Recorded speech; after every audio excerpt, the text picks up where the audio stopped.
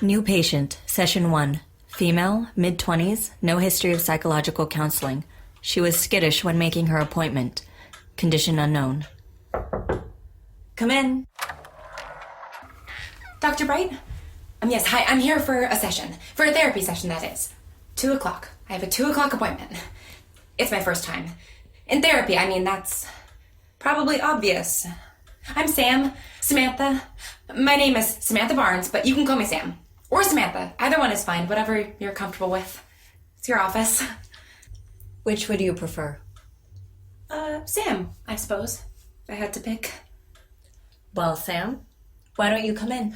Right. Gosh, sorry. Please, take a seat. I don't have to lie down, do I? I never understood that. Freud is so insistent about it, and it just always seemed so weird. No, you're not required to lie down.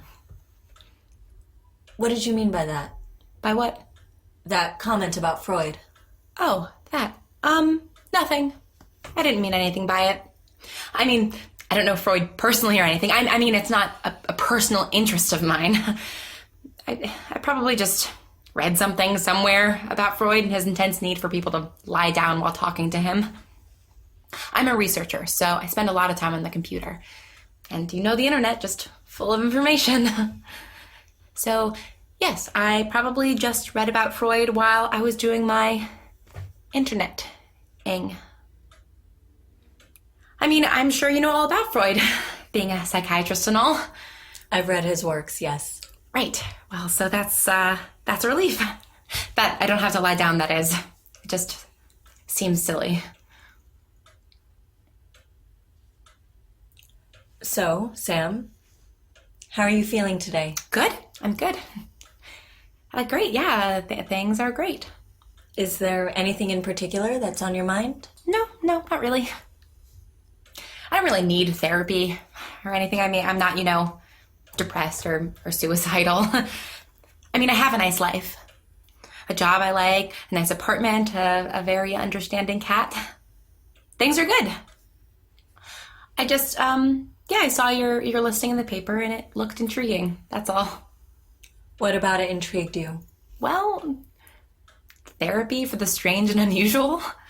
It sounded, unusual. And do you like things that are unusual? No, I would not say that exactly. Then why did the listing attract you? What did you mean by it? Why put a listing in the paper for therapy in the first place? It seems a little weird. I've learned that some people have problems that aren't exactly found in psychology textbooks. And a lot of those people don't know where to turn for help. That's where I come in. What do you mean? What kinds of problems? I'm afraid I can't discuss any of my past or present patients. Right, of course you can't. I'm sorry. It's just, I think I might qualify for that, for the strange and unusual. Oh? Why do you say that? Well, ever since I was a kid, wait, you can't tell anyone about this, right? The same patient-doctor confidentiality agreement still applies? Of course. I can't tell anyone what you tell me in this office. And you can't report me to any law enforcement or government agency or anything, right? Well, if you've hurt someone or plan to, I would have to... No, God, it's nothing like that. It's just... Well... Okay, you will probably think that I'm completely insane. I think I'm completely insane. I have thought for 15 years. But, well, here's the thing. Ever since I was a kid, I've been able to do this thing that, for all intents and purposes, should not be possible. And I've read every book that I could get my hands on, and I've scoured what feels like the entire internet, and I've never come across any kind of explanation for it. And you probably will not believe me, but essentially, unbelievably, I can time travel. And it sucks.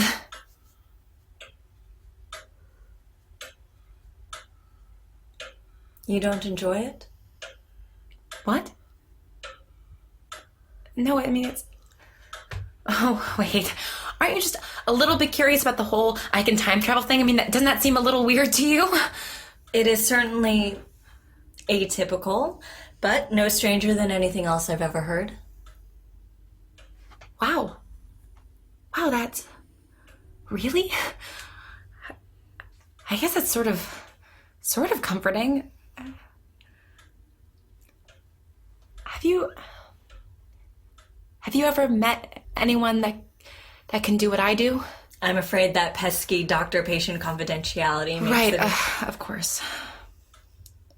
That makes sense. It would just be nice to know if someone had the same condition. Condition? Why do you call it that? Well, it's sort of involuntary. I mean, it's not like I hop into the TARDIS and sail off through time. I just go. Unexpectedly at any time. I don't have a choice. It just happens. Can you elaborate on that? I get this sort of lightheaded, dizzy feeling, and then the edges of my vision go hazy, and I get this weird, intense tightness in my chest, and poof, I disappear. Or at least, I assume I disappear. I mean, I don't know, I've never seen it from the other side, obviously. And then I, just reappear. Usually just a few minutes later, regardless of how much time I spend in the other place. And no one has ever seen this happen?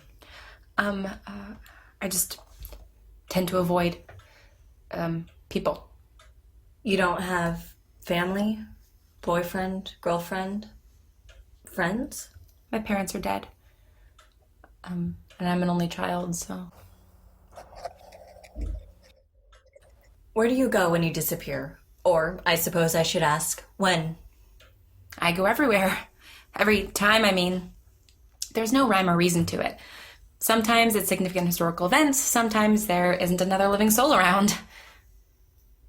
I really have seen Freud, though. I've accidentally sat in on a few of his sessions. Those trips are okay. Not too eventful, but usually pretty interesting. And Freud doesn't mind the intrusion? How could he? What do you mean? He couldn't see me. They can never see me, I'm just there. It's like being stuck inside someone else's memory or something. I can move around, but I can't talk. I'm basically a ghost. Or, like, a reverse ghost. Not dead, but invisible. Or, well, not even born yet, I guess. Ugh, I don't know. That must be difficult. It's horrible. And you say this has been happening since you were a child? Yes. I think I was 10 years old when it first happened. I was so scared. But it was also kind of exciting, too. I remember I went back to ancient Greece. It was really cool, to be honest. When I came back, I thought I had just fallen asleep and had the most vivid dream ever. The second time it happened, I knew it wasn't just dreaming. And when was that? About a year later. The trips didn't happen very frequently when they first started. But when I was a teenager, they started happening all the time. Why do you think the trips increased? I don't know. May I ask, what happens on these trips? You begin to feel ill, you disappear, and then what happens next? Well, I open my eyes, and I'm somewhere else. Sometimes it takes me a little while to figure out where exactly, especially if I'm out in the countryside or there's no one else around. But sometimes it's really obvious, like Greece was, or Victorian England, or the Civil War. Oh, God, that was very loud. It must be very interesting. Seeing these things that are only familiar to us through history books, you get to witness events that no one else does. Yeah, I guess. It was definitely really neat at first, but now I'm just tired. I honestly think I would just prefer to go to an IMAX movie. It would probably smell a lot better. I'm curious, Sam. Why come to therapy now, after all these years? I don't know. I'm just fed up, I guess. This week, I turned 25. And my parents, well, in their will, I got the rest of the family money on my 25th birthday. And it's a lot of money. And, you know, what am I supposed to do with it? Share it with all the friends that I don't have? Save it for a big wedding that will never happen? I mean, what's the point of buying a nice house or traveling around the world if I can't enjoy any of it? Why wouldn't you be able to enjoy any of it? Because I can't enjoy anything. I'm terrified all the time. When I'm not actively disappearing, I'm worried about disappearing. I'm worried about being caught, about hurting someone, about not coming back. When I go away, I'm nowhere. I'm invisible. I'm no one. And it's not better here where I have no life, no friends. I don't exist anywhere. I'm so scared of everything and I'm starting to lose my mind. Sam, you do exist. You're here right now with me. You are important and you are a part of this world. Even though it seems like you can simply vanish, you will never truly... Sam, are you all right? You look very pale. I don't believe this. Of all the times. Oh God, I'm so sorry about that.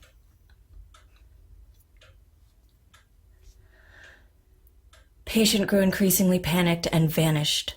No sign of a vortex or any other manipulation of space. Her person flickered slightly before disappearing, but there were no other symptoms beyond a paleness in her face. I've never seen anything like it.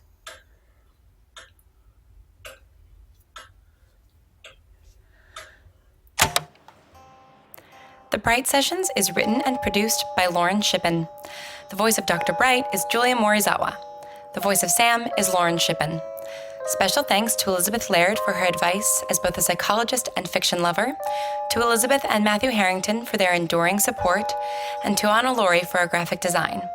For more information and additional content, please visit thebrightsessions.tumblr.com.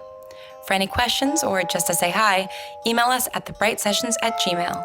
Thanks for listening and stay strange.